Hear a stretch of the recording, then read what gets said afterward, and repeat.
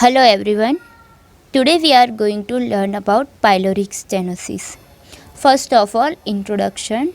Pyloric stenosis is the most common intra-abdominal condition during the neonatal period which requires surgery. Definition of the pyloric stenosis. Pyloric stenosis defined as narrowing and obstruction of the lower portion of stomach that prevents food from moving from stomach to intestine caused by hypertrophy and hyperplasia.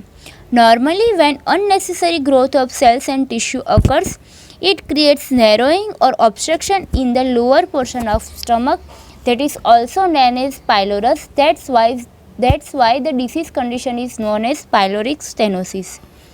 Incidence and etiology in infants occur between 2 to 8 weeks of age and it affects 1 gem 500 to 1000 population. In etiology, no particular cause but other factors are included. Genetic and environmental factors also affect and family history may increase the risk of pyloric stenosis.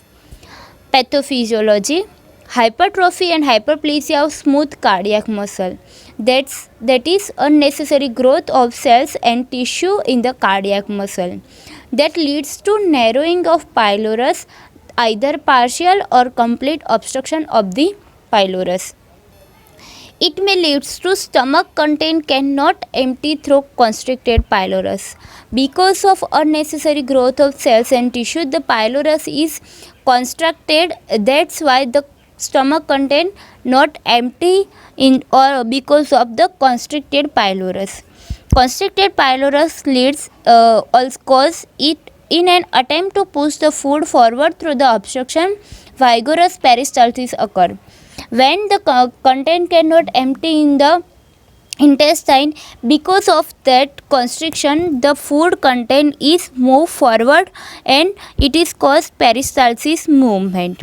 Because of peristalsis movement, persistent vomiting occur, and because of vomiting, infants may develop dehydration. Next, clinical features. Symptoms appear 2 to 4 weeks of age, that is regurgitation, projectile vomiting, hungry, weight loss, dehydration, reduced bowel movement and reduced amount of stool. Next one are diagnostic evaluation or investigation. First one is physical examination. While we done physical examination, we can see olive sized mass in epigastrum. We can clearly see in the figure. Severely malnourished, epigastric distension and peristalsis visible. When child is severely malnourished, then epigastric distension can be felt. Barium X-ray done for the radiological examination, blood investigation and urine test in which urine concentration specific gravity is 1.030. Next one is management. Specifically, two managements are available for pyloric stenosis. First one is surgical and second one is nursing management. First, surgical management. Pyloric stenosis is treated by two ways. First, provide fluid therapy. Because of persistent vomiting, child may develop dehydration, or to reduce dehydration we have the treatment provide is IV fluid to treat dehydration. Next one, the surgery is pyloromyotomy.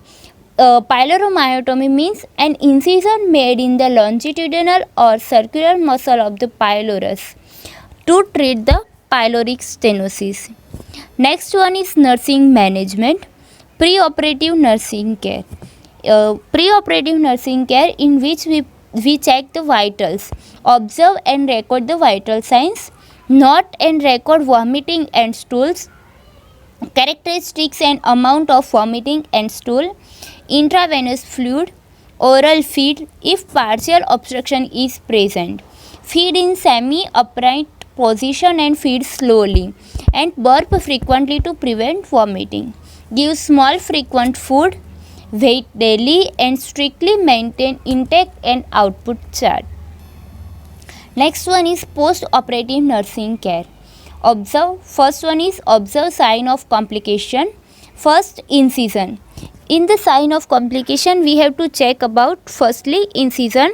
In incision, we have to check sign of infection and inflammation. Second one is presence of any drainage. At incision site, any drainage present or not. Keep incision site clean and dry. Use aseptic technique while done dressing. Observe indication of shock like rapid and weak pulse, pallor or cold skin.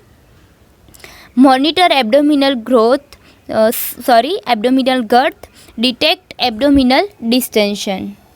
Second one is management of pain. Post-operative pain. To reduce post-operative pain, provide acetaminophen or analgesic drugs as per prescription. Provide calm, quiet and restful environment, or also we can provide diversional therapy. Third one is provide adequate food and nutrition.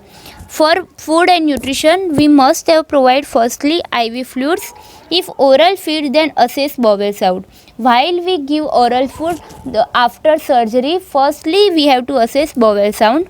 Oral feed, provide glucose water or electrolyte solution. Gastric motility is delay after anesthesia, so feed slowly. And breastfeeding can be started with frequent burping between feeds. Fourth one is parental education and follow-up. It is most important to provide education to the parents about child condition. In first step, usually discharge on 4th or 5th post-operative day. Normally after surgery on 4th or 5th day, we can discharge the child. Parents are taught about how to position after feed, frequent burping, keep incision clean and observe signs and report immediately, and call for the follow-up. Thank you so much.